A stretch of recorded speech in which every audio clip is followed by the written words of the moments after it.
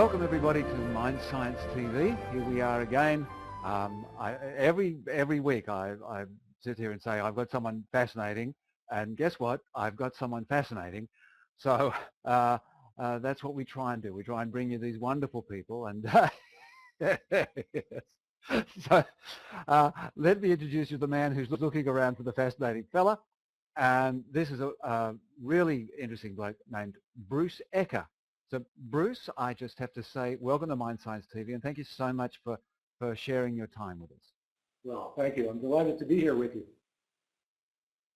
Yeah, so now what I'm going to do is I just spend a minute or two, I just give a few introductions about yourself. So if you just wait a couple of seconds more, I'll just give a quick chat, and then we'll get on with our discussion about memories, reconsolidation, coherence therapy. Well, ladies and gentlemen, all these fascinating things that Bruce Ecker has developed, been involved with, and is raising into our consciousness. He certainly is the developer, along with some wonderful people. He's got a great team around him and cooperate. Laurel Hulley is the co-founder and co-discoverer, creator and developer of Coherence Therapy. He's got some other wonderful people. If you go to his website, which is www.coherencetherapy. Yes, it's coherencetherapy.org. Go to that, but I'll have there's a link on the Mind Science TV page. And he's a psychotherapist in private practice. He's in the San Francisco area. I've got some good friends up in San Francisco. I'm looking forward to being up there at the end of the year for the Erickson conference, which will be fun. And what Bruce has done, he talked a lot about brief therapies and getting deeply into areas. He's got a wonderful book. What's the other one? The depth-oriented brief therapy, which is really interesting book talking about brief therapy. Doesn't have to be shallow, but it can be brief. He's also written, and I've actually got a mock-up here of the cover of Unlocking the Emotional Brain. Let's see if we get a bit closer so you can see some of those things. Eliminating symptoms and their roots using memory reconsolidation. Now, I'm imagining a lot of you are sitting there going, well, what does that mean? Well, that's what this talk is all about. Because memory reconsolidation is an understanding that we're just coming to grips with over the last 4 or 5 years. And what Bruce has done has brought it into the context of doing therapy.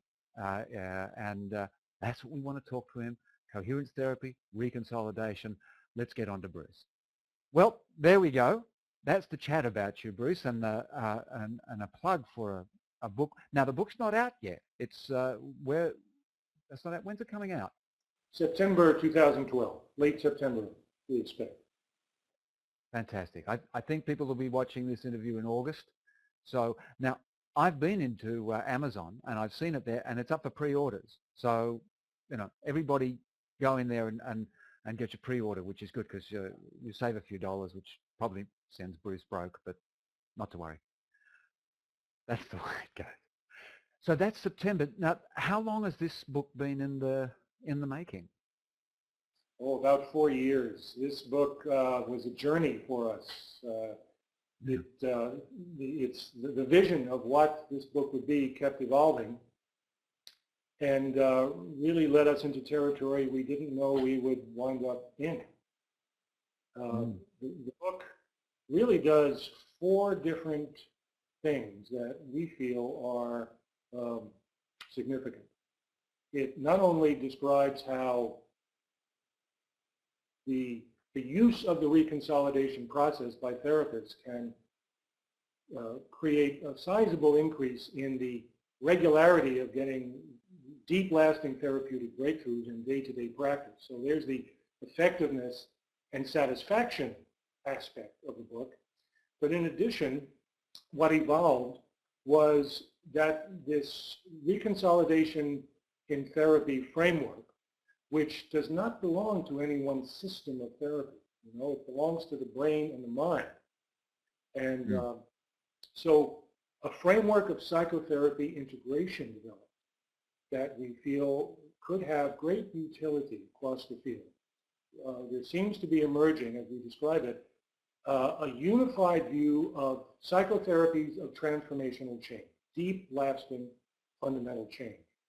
And we think this new framework can give therapists across different therapies a shared language, a shared understanding of deep change so that they can speak to each other and understand each other's systems and the legitimacy of each other's systems for creating transformational change better than ever. We're very excited about that aspect. Then there is a unified view of the attachment debate, the ongoing attachment debate, sometimes called the great attachment debate. Yes. This process allows therapists to determine with a given client whether or not attachment-based learnings underlie a given presenting problem, non-theoretically, non-speculatively. And so therapists can choose and shape the therapy very sensitively, very attuned to the individual client and the individual problem of the individual client, according to whether attachment-based learnings are actually present. So there's a new, not just a unification of the attachment debate, but what we see as a kind of resolution of the attachment debate. Those who feel attachment is always involved and those who feel no. There are other underlying causes of various symptoms and problems. Well, everyone is right some of the time, and now we have a practical methodology that puts that to use. You can see that it's so, and it guides therapy very sensitively. And then the fourth of the prongs that wound up developing in this book is this process of what we call the therapeutic reconsolidation process. The steps with which therapists can apply the reconsolidation mechanism of the brain turns out to pose a significant challenge to nonspecific common factors here. Now, not all therapists and counselors care about that or even might know what it is, so I won't go on about it. But it's a controversial, it's an important controversial theme in the psychotherapy field, whether or not psychotherapeutic effectiveness can ever come from specific technical procedures that utilize well understood mechanisms of change. The non-specific common factor theory says nope, almost negligible degree of that is real.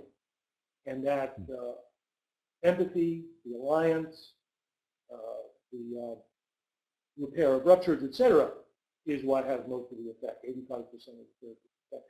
This reconsolidation research on firm empirical grounds really raises questions about that now. To us, that's terrifically interesting too. So all of those things are in the book. It's fabulous. And those four sort of sections you were talking about there, collectively, that's what you call coherence therapy? Is that, well, no. Is that correct? Yeah, now you're getting into something that's harder for me to describe off the cuff. Even more detail. But we've developed a new framework that isn't about any one therapy, including coherence therapy. We call it the emotional coherence framework. It's a unified body of knowledge, the latest, what I would tempt it to call advanced knowledge now that we have about how emotional memory works and how emotional learning, deep implicit learning, and unlearning work. This reconsolidation is the brain's built-in mechanism for profound unlearning of existing emotional learnings. So, yeah, sounds great. You know, it's a non-theoretical framework that isn't tied to any one system of therapy. We use coherence therapy as a demonstration platform in the book to show in an instructional, clear manner how the therapeutic reconsolidation process can be used. But we also show the therapeutic reconsolidation process unfolding in 4 other therapies. AEDP, you know, Diana Foch's approach. Yes.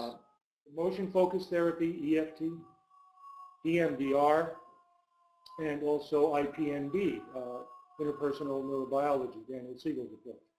And we show that even though those therapies don't describe their own steps, their own methodology in these terms, nevertheless, these core steps of process that make up the therapeutic reconsolidation process are definitely detectable in all of the therapies. And we demonstrate that in the book. Coherence therapy is perhaps distinctive only in the sense that its own self-definition matches the reconsolidation research, the steps of process identified by neuroscience researchers. Coherence therapy matches their results very explicitly step to step. And so that's why coherence therapy serves so nicely as a demonstration platform for instructional purposes. Ah, no, well, that's good. So we won't pursue the coherence therapy because what I'm interested in too is this whole idea of, can we get away from, to some extent as best we can, get away from specific therapeutic practice, of which, as we know now, research, there's hundreds and hundreds of them, everybody finding nuances of change, and actually moving down to, are there fundamental elements that we can utilize in the application of any therapy? But this idea, we've just been coming to grips with brain plasticity, that the fact that the brain can do things and change and alter as we go through life. Certainly, I'm getting involved now in genetic plasticity and epigenetics and things of that nature. So we're seeing that actually, in principle, our biology is actually not fixed, and it's not designed to be fixed, as was our sort of our attitude towards things. Our intellectual attitude was the brain gets fixed and the cells get fixed and the organs get fixed. That's not true. Right. But what you're talking about is something more. It's more. Please, it's just... Yeah, this reconsolidation is a new form of neuroplasticity, the existence of which was not suspected until it was discovered and confirmed beginning in 2000. In fact, up to that point, a century of research had built up the view, largely extinction research, had built up the view that emotional learnings once formed are permanent for life, indelible. And that the best one could do was to set up competing preferred learnings that hopefully would override an existing problematic learning. That seemed the best you could do, and many therapies are based on that. For example, cognitive behavioral therapy is explicitly based on that. Exposure therapy. It's sort of, that thing of the grass, the field of grass, and if you keep walking down one pathway, you get a solid pathway down it, but then if you start walking somewhere else, that other old one grows over. But what we found was that old one doesn't actually grow over completely. It doesn't actually completely Emotional learnings, in other words, any learning formed in the presence of strong emotion, forms a special kind of synapse in the memory circuits that are formed that lock very strongly.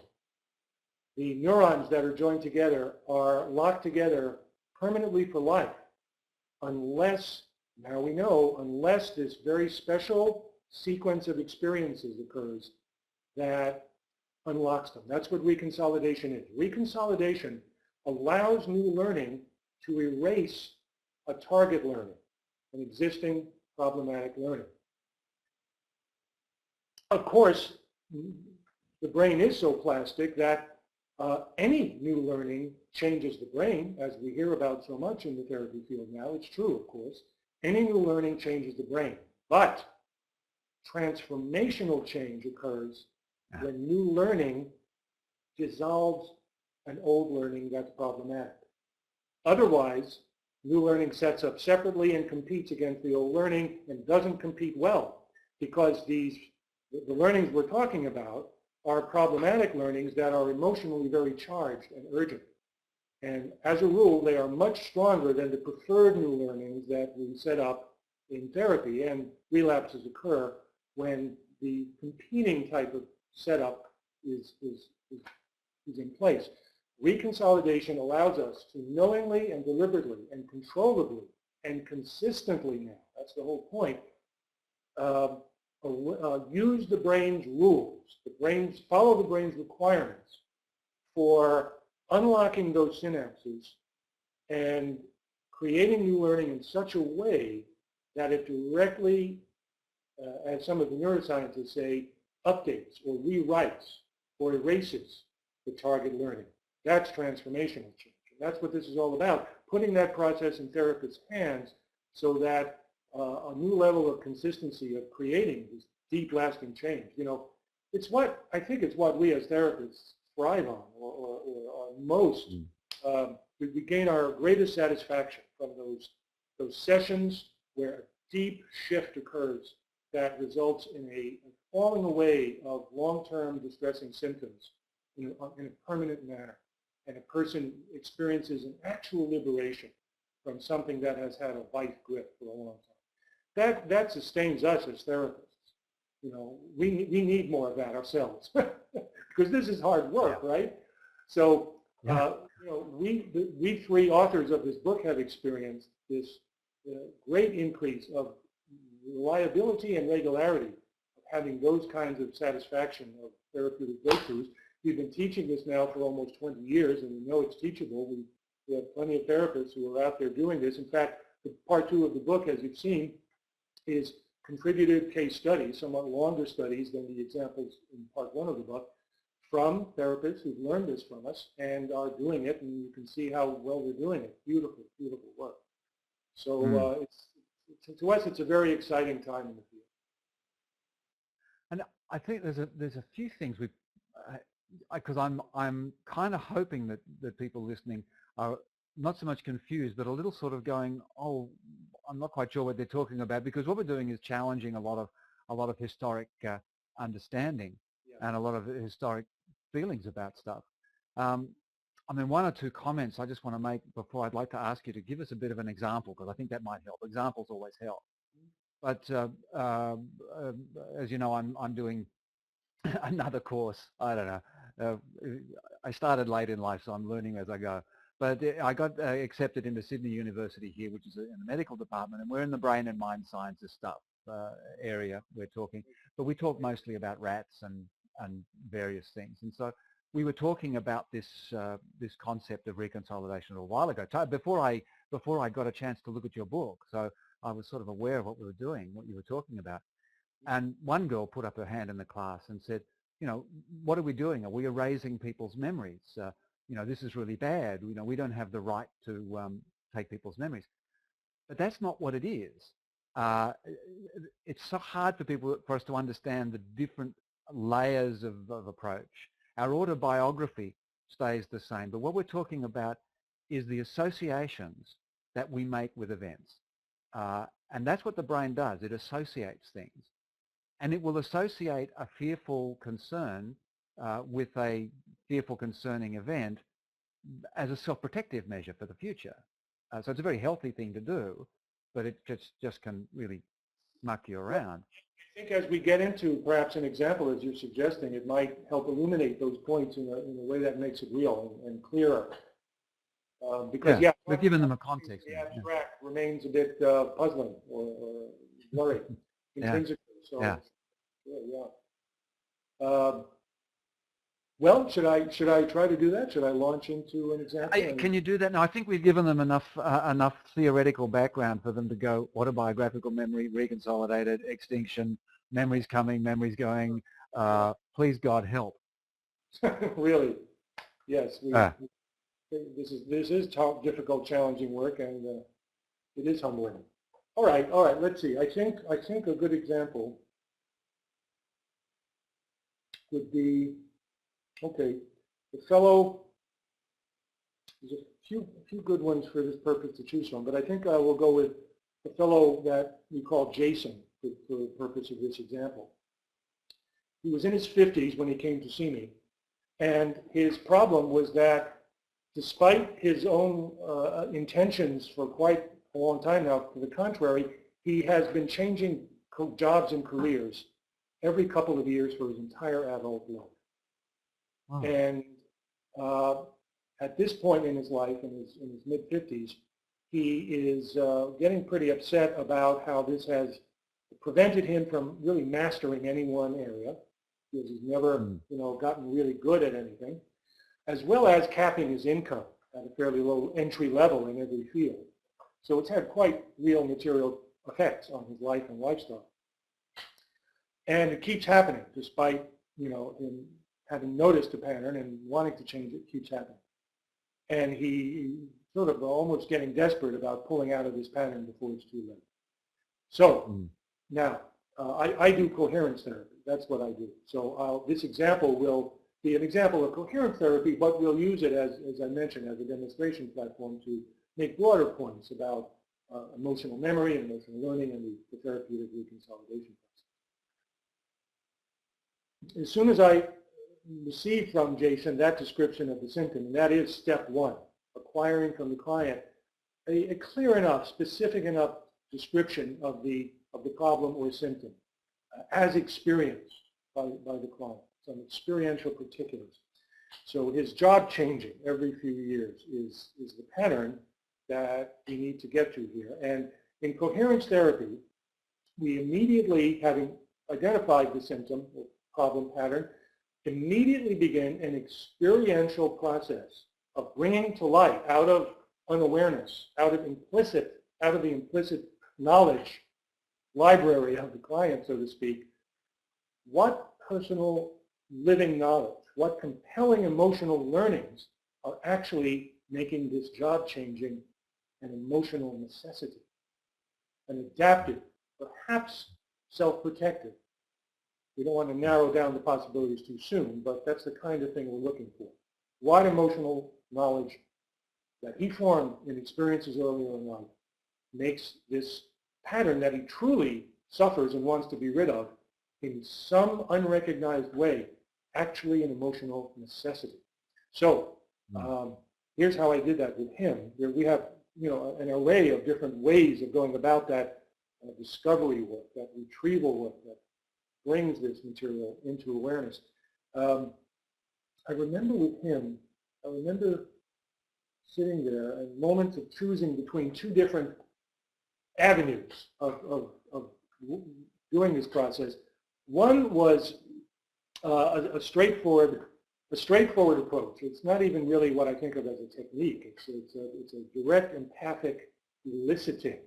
I realized I could simply say to him something like, I wonder if you might already know something about experiences you've had in life where you learned very deeply that staying put in one job maybe isn't such a good idea.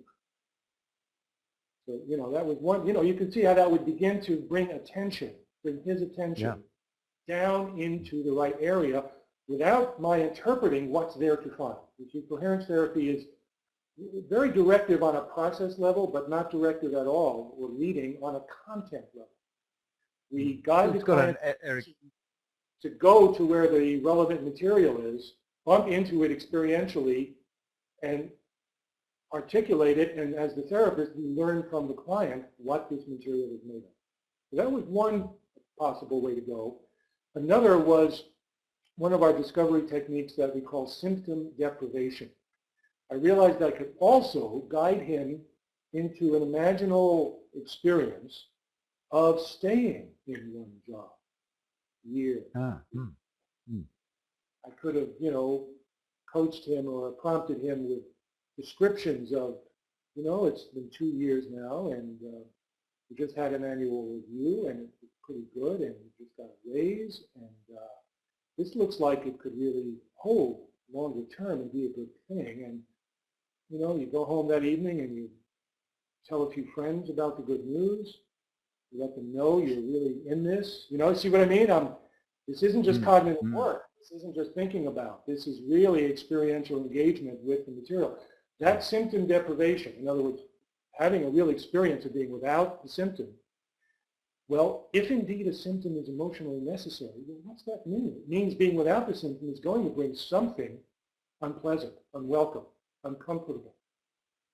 And that sure enough, that would have bumped him into it. But I chose the other path. I just did the straightforward. Is there something in your life that might have let you know that staying in one job is not a good idea? And sure enough, he, for a few seconds, he gazed into the middle distance and started to talk. And what was coming to mind spontaneously in response was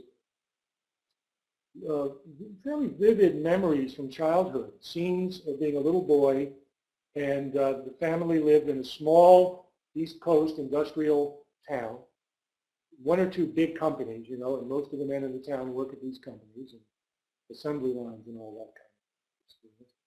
And how Dad would come home pretty much every night miserable, just radiating misery and often bitterness, and often grumbling and venting how unhappy he is and what a dead-end situation it is for him, and just stuck in this hellish life with no way out, in this company forever.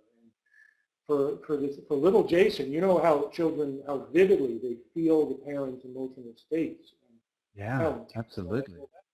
As he was telling me this, I started to ask him, well, how is this for you? Go ahead, be in the scene that's coming to mind so vividly. There you are, little you, hearing Dad again, saying these things, having these feelings that you feel so directly. How is that for you? And he started telling me how frightening, both painful and frightening, both at once, very intensely. And he lived in that pain and fear. How many years marinated in that experience.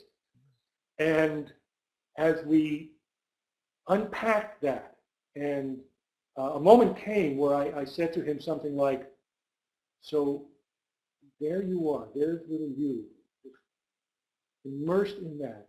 What is it you are learning there as a little boy about how you want your life to be or not to be? What are you learning? Inviting him to find words for that. Now, these are things that have never been explicitly conscious in his thinking, ever. See, that this is the process of bringing implicit knowledge into explicit knowing. And we focus that implicit to explicit process on the very material necessitating the specific presenting symptom. So as a result of that next piece of work, what we came to was a verbalization of the specific emotional learning. And this is the material. This is it. We're getting to it now. And what the exact wording that we came to capturing this for him, the emotional learning, what we call in coherence therapy, we call it the emotional truth of the symptom. But technically, it's the emotional learning specifics. And the words that captured it for him that he felt were exactly it. I've got to switch jobs because staying in one career brings the deadness and misery that killed Dad's spirit. Boy, that's really powerful stuff. Yeah, that's touching. At the time, the two of us getting to this and being in it together was pretty intense and very important. And there was another piece that brings the deadness and misery that killed Dad's spirit. I've got to keep that from happening to me. Okay? The simple words, ordinary language, but in very vivid personal terms, very emotional, no politeness, no pulling of the punches of what this is really made of. He felt that really fit. So let's stare at that for a moment, because we see a lot about how emotional memory works and a lot about how coherence therapy works too. I've got to switch jobs because staying in one career brings the deadness and misery that killed Dad's spirit. Well, that's that's what we call, not just in coherence therapy, but a number of different therapies that are on the front end of understanding how emotional learning works. Recognize that that's a mental model that he formed. That staying in one career brings the deadness and misery that kills Dad's spirit. He learned that as a truth about life. A generalized model of how the world works in that area. He did not know. That's implicit learning. That's forming models and schemas as implicit knowledge with no awareness of doing so. He doesn't experience that as a mental model he has. He experiences that as reality without even questioning. And it became clear to him at the point where this material was now in words and sitting there with mindful awareness now, that he's been living according to this living knowledge that he formed. Now his job changing suddenly makes sense. It no longer seems like a shameful failure, which is how he was consciously making sense of it up until now. The inner emotional necessity was now fully apparent. It made sense of his life experience, and that's what we mean by coherence in our name, Coherence Therapy. Therapists are widely familiar across the therapy field with the need of the conscious mind and the conscious brain to form coherent narratives about our life experience. That's already very well understood and well recognized. What coherence therapy adds to the picture is that coherence is also the nature of the deeper emotional brain, emotional learnings that are so often regarded as irrational, maladaptive, dysfunctional, dysregulation. We don't see any of those pathological qualities when we go there into the emotional implicit learning areas with our clients. We see coherence. We see sophisticated learnings and sophisticated solutions to the problems initially modeled. Now, add to that coherence the recognition from neuroscience, which has established very firmly that the synapses of emotional learnings lock. The brain was shaped by natural selection, evolution, to form emotional learnings, these kinds of emotional learnings, such that they never fade out. They're supposed to last forever. They're supposed to re-trigger 35, 45 years later when the situation looks the same. That's not dysregulation or dysfunction. That's the emotional brain working as evolution shaped it to do. Apparently, it was survival positive to form emotional learnings that really hold. But that also means that we're stuck. We're imprisoned in the emotional learnings we originally formed. And as I mentioned, up until 2000, it looked as if the brain did not have a key to the lock of those synapses. Well, reconsolidation research was a major breakthrough because it was the discovery of the key that the brain does have to unlock those synapses and free us from these emotional learnings, which otherwise would last a lifetime and maintain their intensely strong grip. So I guess that's the first stage of the example I'm sharing with you, the discovery, the retrieval. Then, the retrieval, we're actually not yet to the reconsolidation process in this example. Sometimes this seems to me similar to a good paint job where it can take 2 or 3 weeks to do all the prep work, and then the paint job takes 2 hours, Well, this process is very much the same. This retrieval work is usually the bulk of the work. Jason is one of the more clean and clear cases where in 2 sessions we were at this point we have the material in hand very clearly and now can move into the reconsolidation work. But with many clients, it's more complex. The material may be intensely traumatic material where it's very necessary to go in what we call small enough steps so that the work is tolerable, the retrieval is tolerable, special trauma techniques may be needed, or maybe sometimes there are more than one emotional learning maintaining a given symptom. And this whole process needs to be done more than one mental model or schema. So, I don't want to make it seem too simplified or like a miracle cure. Often there's significant complexity or resistances can develop too. All of which. Just want to add one. Yeah.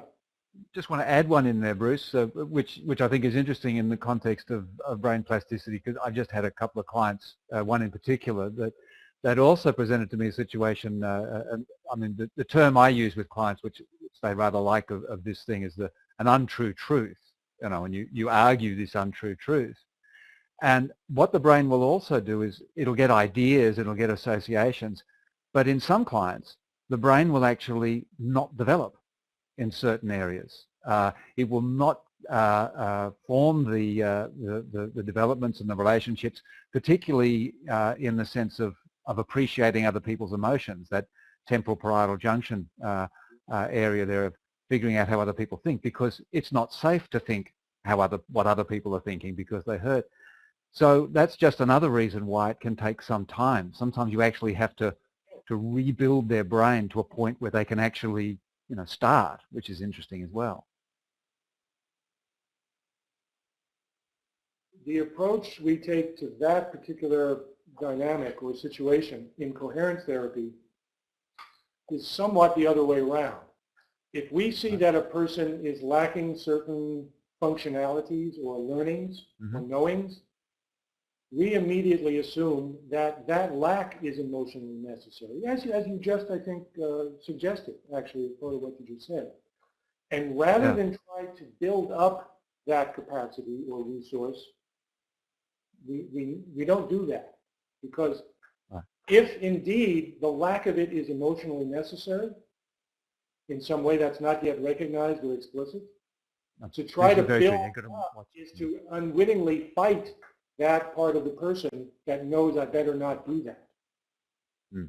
So what we do is we do coherence therapy on what's apparently lacking without ever talking about it as a lack or a deficit or an untrue anything. And in a similar way, as I've described with Jason, bring the person into their own emotional truth of how and why they know never to understand somebody else's emotion. For example, using the example you gave, never go there.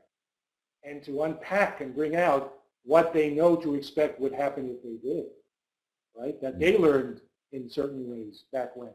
So it's, again, the coherence therapy pattern applied to whatever pattern is arising that's problematic. So let's see, where are we? Should I continue forward and describe how then the therapeutic reconciliation process unfolded with Jason? Yeah, I think everybody's on the edge of their seat. This is fantastic. Good. All right. See, I'll fortify myself first here. Oh, that's yes. You're doing a lot. You're doing all the talking. It's great. Excuse me. All right. Okay. At the point where we now have explicit knowledge of the symptom necessitating material, the coherent emotional truth of the symptom, you can see it's made up of very well-defined knowings.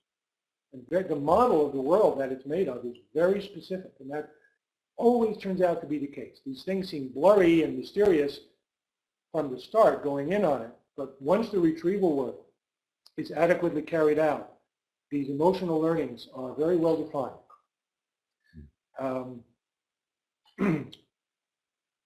The therapeutic reconsolidation process, the part of the coherence therapy methodology that matches point for point what the neuroscience research found, starts here. Reconsolidation occurs. In other words, the synapses are unlocked when the following sequence of experiences occurs.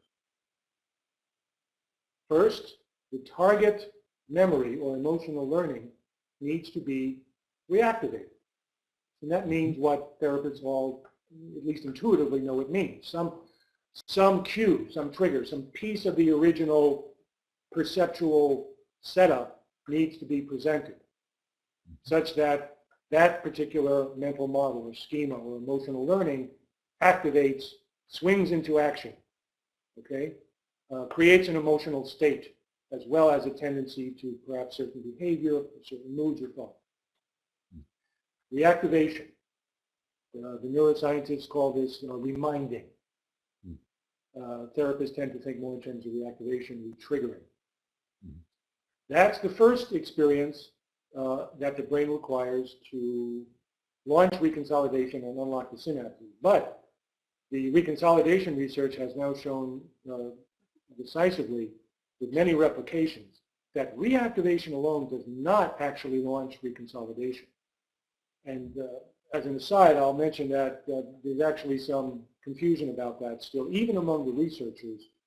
You'll see some, especially in journalism articles about reconsolidation, almost without exception, still so far, the science journalists talk about reconsolidation as if reactivation alone triggers reconsolidation and unlocks synapses. Nope, there's a second distinct experience that's necessary in order for the unlocking to happen.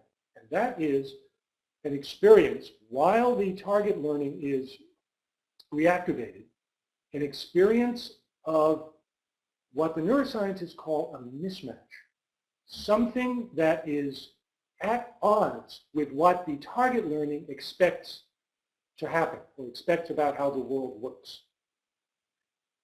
That mismatch can be either a novelty that wasn't at all part of the original learning, or it can be an outright contradiction of what the target learning expects. You see both types of mismatch in the reconsolidation research, which is very simplified. You know, in order to do controlled experiments that are decisive, the neuroscientists do very simplified arrangements and protocols and setups. In therapy, we have to deal with quite the opposite end of the spectrum, very complex, challenging material and situations.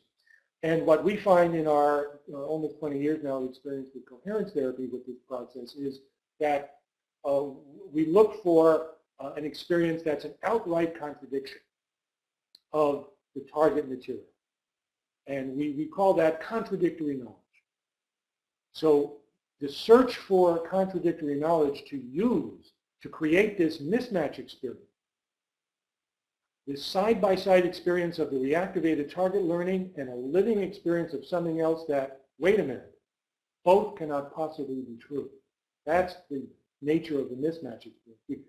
Within coherence therapy, we call that a juxtaposition experience, side by side. Well, it's at the point where you've retrieved the target learning, the symptom-requiring material, very explicitly, like we arrived at with Jason, that you can begin the search for a contradictory knowledge. So that's the next step. In coherence therapy, as soon as you've got what we sometimes call the pro-symptom schema, the symptom-requiring schema or mental model, now we begin to look for contradictory knowledge that's accessible to the client, that can be experienced as real by the client, not just positive thinking or cognitive insights. This has to be experientially very real, very vivid, just as vivid as the target learning is, in order for the juxtaposition experience to be adequate. So I began that with Jason, and there's a wide range of methods and techniques for finding contradictory knowledge at this point. In fact, there's no let up here. We just finished working on this book, and now we want to complete a manual, a coherence therapy manual, entirely about this step of finding contradictory knowledge by the end of the year. So wish me luck, okay? Oh, yeah, great. Please do. Yeah. Yeah. Have another sip. Yeah. Well, the way I did it with Jason was this. I first asked myself, you know, often the technique for this that's simplest and is available for maybe half of clients is to look for whether they already are in possession of the contradictory knowledge that's needed. It happens about half the time, maybe a little more. And I looked through my notes of my first 2 or 3 sessions with Jason, thought about everything he's told me, and sure enough, remembered something he mentioned in passing in the first session. that looked like a possibility to explore. He had mentioned to me that in his dilettantish, all over the place manner, he was currently also doing some volunteer work once a week in a school for learning challenged children, developmental disabilities. And he had mentioned that he finds that work very engaging, and really got it was an excellent experience with him, for him to be among these teachers doing this work. Mentioned it in passing. I might not have ever thought about it again, except now I'm looking for contradictory knowledge to this very specific mental model or emotional learning that, because I now know the details of it, it sort of tunes me to know how to scan for something that might be contradictory of that. And I'm looking for something that would contradict staying in one career will always bring the deadness and misery that killed Dad's spirit, that generalized learning of that. I'm looking for something. And I realize, wow, he perceives the teachers at this school in a very different way than that. His comment in the first session gave me that impression, right? That he sees aliveness and engagement in these people who are career teachers in this context. So I said to him, very soon after this wording was finalized for the target learning, the symptom acquiring knowledge, he said, you know, there's something I want to check on with you that you mentioned to me in the first session. You told me about working with these teachers, how much you enjoyed it, and I want to hear a little more about what you see in that is so appealing and attractive and makes you keep going back week after week in this volunteer work. And he rolled into it. He went right into it. Oh, they find their work so meaningful. They're so good at what they do, and they know they are, and they love using their knowledge to help these children, and they do help these children.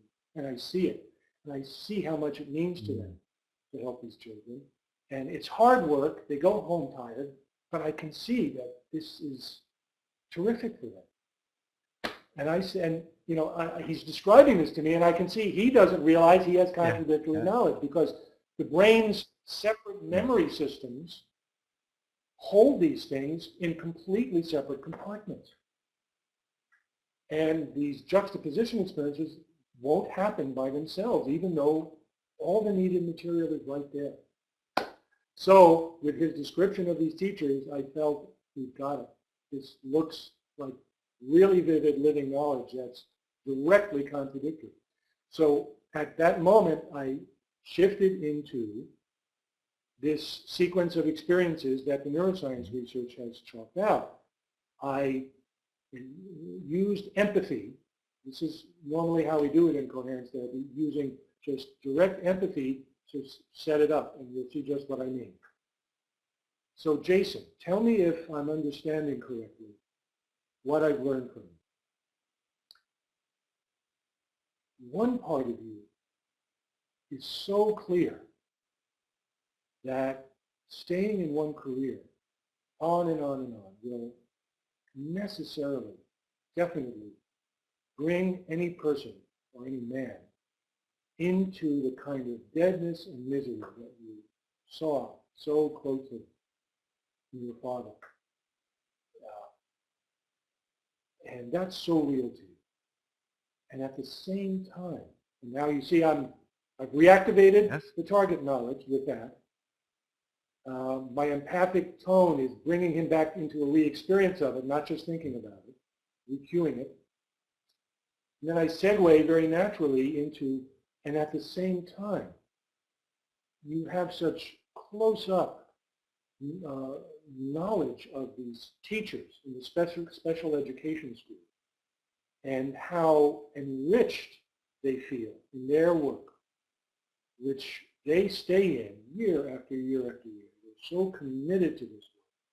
Long-term careers in which they're fed by the meaningfulness and contribution that they see they can make. And he's nodding, you know, yeah, that's real. I'm with you. And I actually do use my hands in this way sometimes with clients to actually sort of physically cue the both at once juxtaposition. And so there I've got it. There I've got the first instance of the both at once juxtaposition of the reactivated living target knowledge, the contradictory knowledge experienced as real in the presence of the target knowledge.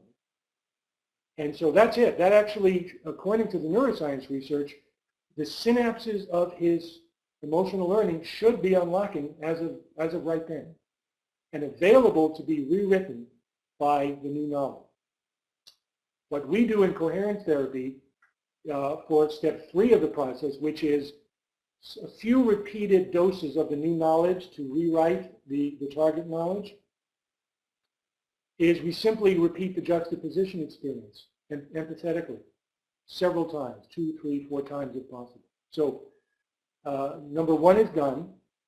That's the mismatch that should be unlocking the synapses. And now I roll into a few repetitions of the same juxtaposition. So how is that for you right now? To be sitting there, feeling the realness to you of both of these. The part of you that knows for sure that staying in one career forever will definitely bring deadness and a kind of emotional death. And this other experience that's so real to you, that's so different. Where these people stay on, and it's wonderful. How is that? Mm. And he's looking at me, and he's in this curious moment. We call it, in coherence therapy, we call it experiential dissonance. Yeah, yeah. A kind of experiential and rich version of cognitive dissonance. He kind of, blinks and sits there in it and then says, well, if things I've believed all my life aren't real, and you can see from how he's saying it that the unrealness is suddenly becoming apparent. And that's exactly it. There's the unlearning beginning. Mm. Right in those moments. As you saw in chapter 4 of our book, chapter 4 is all about the actual moments of profound change. Yes. This process allows the therapist to actually see the moments when it's happening. It's a wonderful experience for the therapist. So I can see that the unrealness of his constructs are becoming apparent to him. These are the moments when implicit emotional constructs that felt like reality, by virtue of being disconfirmed, are becoming apparent as only his constructs to him. Mm. And he says to me, well, if what I've been believing all my life isn't real, that's kind of upsetting. Yeah. And he meant it. Yeah. Now, sometimes at the moments where the material that's had the problematic, distressing grip for so long starts to release, some clients go into joy. Mm-hmm. And we see sometimes a kind of free energy laughter that's just delightful. But it is equally a marker that the process is happening when the client starts to go into grieving or a kind of disorientation. And so I saw that a grieving process, a painful loss. And indeed, as we went further with that, he was going into the grieving that sometimes develops where it's distressing to see that he lived so much of his life according to a false notion. Mm. And by the way, he never heard me say false. In coherence therapy, we never, invalidate the client's learnings. We do it in the way I just described. The client arrives at recognizing, this isn't the truth of life or how life works. Well, of course, sometimes recognizing that you've been living in a certain way according to certain assumptions about the world was completely untrue and cost you dearly, that's painful. So I then had to work with him in a grief process. Mm-hmm. That with him it took 2.5 sessions. Could have taken longer. He moved through it fairly well. I accompanied him and empathized with him on the distress of it. And as he could process the grieving, he could allow the full disconfirmation of the original learning to occur, the full dissolution to occur. And just to try to wrap up the case example, Yeah. Sooner rather than later, I'll just drop to the bottom line and say that he reported to me in the 5th session. We do a verification step in coherence therapy. We want to know whether or not the target material really has been dissolved. We don't want to assume it has.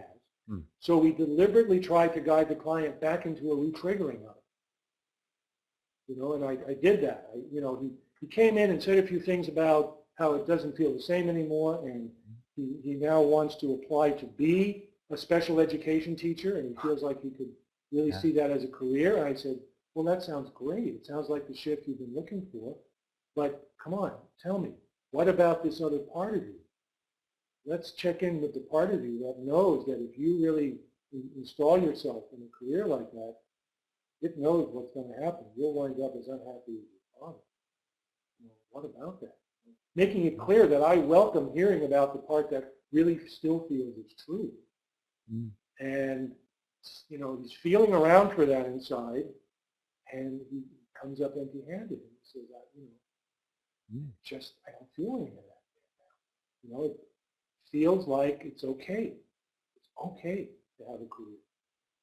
And that helped. I did follow up with him some months later, and that helped. So it seemed as if the original, the target learning that had been so strong for so many decades of his life had dissolved. So now, what shall we talk about in terms of what that example showed us? We've seen the coherence. We've seen the empathizing for both sides. This is it's a completely non-counteractive process, as I mentioned briefly earlier. We never talk about the target learning or the original learnings as irrational or incorrect in any way. Those are emotional truths. We're very respectful of those original learnings. They were very true of life back then. And knowing that the emotional brain sets up these learnings to last forever, we don't see it as a dysfunction that they still felt true up until the reconsolidation work finally dissolved. So that, in a nutshell, well, I guess that's a pretty big nutshell, but we're trying to put that process in the hands of as many therapists as possible, whether they do it through coherence therapy or any one of a number of different therapies. You saw in chapter 1 of our manuscript that we've listed about, 15 or 20 different therapies that we see as particularly congenial to guiding the therapeutic reconsolidation process if only the therapist knows to do so while using that particular therapy. So it's a very accessible process for many different orientations. And I think that's actually the key, if I can just jump in on there, that in explaining to the therapist what it is. Because, as we've been talking and as I thought about it before this, there's lots of experiences that we feel, lots of things we see in the therapy rooms, lots we see in other therapies do, where there seems to be a sudden, complete shift in the client. Sometimes I think this is what we call experiences of insight. Not every experience of insight, but sometimes we have this thing as insight, and it's exactly that. People are steeped in their difficult, uncomfortable experience. Something comes along which basically, as you say, contradicts the story. Suddenly their brain goes click, and from that moment of what we're calling insight, that previous situation completely disappears. I think some of the work they do on phobias, where they do things like, go through the phobia and get into it from a distance, then reverse it and go through it backwards. Again, a contradictory type of aspect. This process does happen all over the place. We want therapists to understand the process so clearly that they can make it happen or guide it to happen. Yeah. Very reliably, rather than relying on, luck and intuition and a less clear understanding of what the essential ingredients of the process are. Those steps that I described are actually what are called specific factors, as distinct from the non-specific common factors. And I think a therapist who's very clear about what those steps are, those specific factors, those specific emotional and inner processes are, can enjoy a great increase in consistency in bringing about those kinds of shifts you were just describing. You're absolutely right. One of the significant pieces of the picture that's developed from the neuroscience is that the reconsolidation process, the unlocking process of the synapses on that cellular and molecular level, that type of neuroplasticity is actually, according to current neuroscience, that's the only mechanism in the brain that can unlock these synapses. There's no other mechanism on the cellular level and no other behavioral sequence of experiences on the subjective level that I described can unlock the synapses, according to current neuroscience. That's not theoretical. That's the empirical state of the field. So whenever we see the kind of profound change you were just describing, where a long-standing emotional reaction that's been pretty intense stops and doesn't return, and symptoms of mood, behavioral thought that were being produced by that emotional reaction or schema also cease happening and don't return. And the absence of the symptom and the emotional reaction are effortless as of then. No counteractive work or maintenance work is needed because the underlying emotional learning that was driving the symptom literally no longer exists. And those, well, what I just mentioned are the markers. Those are the observable markers of this transformational change that, as far as we now know, only reconsolidation can bring about. So when we see that kind of change, when we see those markers, it's legitimate at this point to infer that this process occurred, whether or not it was noticed, in the moment, in the sessions. In other words, that the reconsolidation process, in fact, occurred. And in fact, that logic that I just chalked out, that it has to be reconsolidation if you see the markers of that kind of change, has been showing up in the field more and more. I piped up about that back in 2006, and then we've had, let's see, since then, in 2008, Francine Shapiro published the same logic, making the point that reconsolidation appears to be the underlying mechanism for the change they see in the changes, the transformations that are seen in doing EMDR.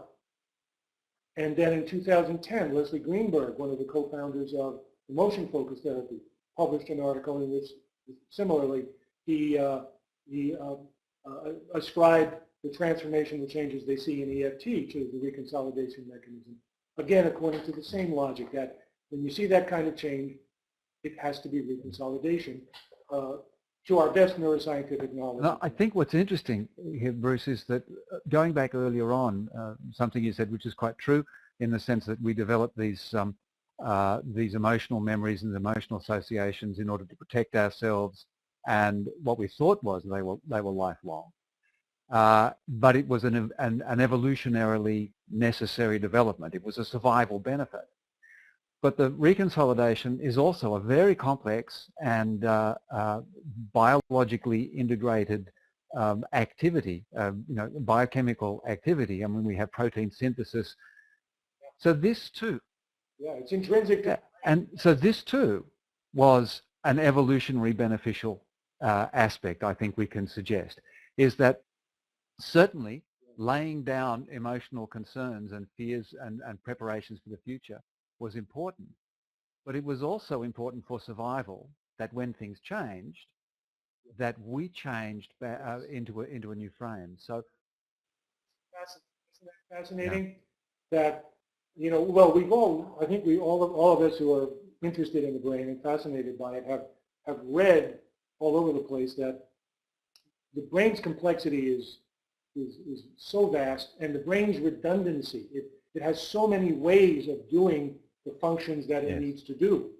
And that's a big aspect of the neuroplasticity, is that when one avenue of accomplishing one of its functions is blocked, it has other ways to do that. And here we see a similar kind of marvelous range of functions and mechanisms in the brain.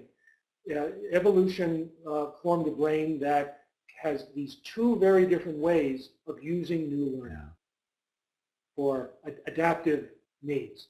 It can use new learning while preserving the old learning, right? And that's what we see in extinction, the creation of a new learning that can prevail, but the old learning is still there, and it can then re-prevail. And at the same time, there's this reconsolidation mechanism where new learning can actually erase and eliminate the old learning. And the interface between those two mechanisms is actually a specific area of the research. And it's very complex. And actually, both processes can be triggered simultaneously. There are studies, boy, they're ingenious the way they design these studies because it's complex stuff, as you said. And you can have situations where only extinction happens, where the new learning is only counteracting the existing one. You can have situations where only reconsolidation happens, where the new learning eliminates the old learning. You can have situations where both happen. They call this boundary conditions, these specific conditions that determine which it will be and which prevails. Yeah, I know, I'm familiar with that stuff. I mean, if you want to really learn about all this stuff and you want to really experience it, then become a lab rat. Unfortunately, you'll experience it. Yeah, we can do it. We can do it. Oh, look, that must be the bell telling us that we've got to stop. That's my phone. Can you believe it? And it's too far over there for me to someone will hang up.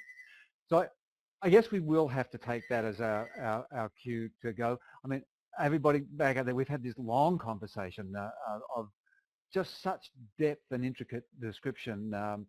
You know, we spent a little bit of time on the technical details, but that description of working with Jason, and I'm just going to watch this over and over and over again because it was just a great description, Bruce. It was a very careful and very well laid out, and I think a lot of people will see the potential. Hopefully they see there's a lot to learn. This isn't just a 1, 2, 3, 4, do the steps, wham, bam, everybody's better. There's right. We've got to get into this and study this, and your place is a great place to start. As we're saying, go to the website and link in, you know, to Bruce's website and get in contact. Get this book, you know. This will be, you know, go into, where are we? It's all, everything's backwards. Get into Amazon, Unlocking the Emotional Brain. We'll have to knock off because just simply time. I mean, we've only just begun. We've only just scratched the surface, but you've scratched it really nicely and given us an insight into it. Yeah. Thank you so much. Okay, well, goodbye everybody, and you know, we'll see you next time. We'll see what fascinating person emerges to chat with us next time. And Bruce, I just can't thank you enough. So with that, I'll just say thank you. So, bye-bye. Bye-bye.